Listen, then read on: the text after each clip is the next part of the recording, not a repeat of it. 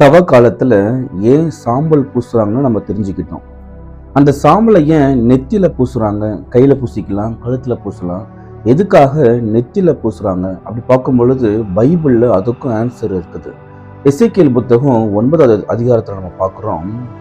யாரெல்லாம் மனம் திரும்ப வேண்டும் என்று இருக்கிறார்களோ அவருடைய நெத்தியிலெல்லாம் முத்திரை குத்த சொல்றார் கடவுள். யாருடைய நெத்தியிலெல்லாம் அந்த முத்திரை இருக்கிறதோ அவர்கள் மட்டும்தான் அழியப்படவில்லை, மற்ற எல்லோருமே அழிந்து போகிறார்கள். அப்படி என்றால் யாருடைய நெத்தியிலெல்லாம் முத்திரை இருக்கிறதோ அவர்கள் எல்லோரும் அழிய மாட்டார்கள். அது மட்டும் இல்லாம திருவெளிப்பாடு புத்தகம் 7வது அதிகாரத்துல நம்ம வாசிக்கிறோம். இந்த மாதிரி நெற்றியில முத்திரை இடணும், யாருடைய நெத்தியிலெல்லாம் முத்திரை இட்டு இருக்குதோ அவங்க மட்டும்தான் மீட்க பெற்றார்கள். அதனால இந்த சிலுவை அடையாளம் என்பது வெறும் அடையாளம் மட்டும் கிடையாது. நாம மீட்பு பெறுவதற்கு இது ஒரு முத்திரையாக இருக்குது.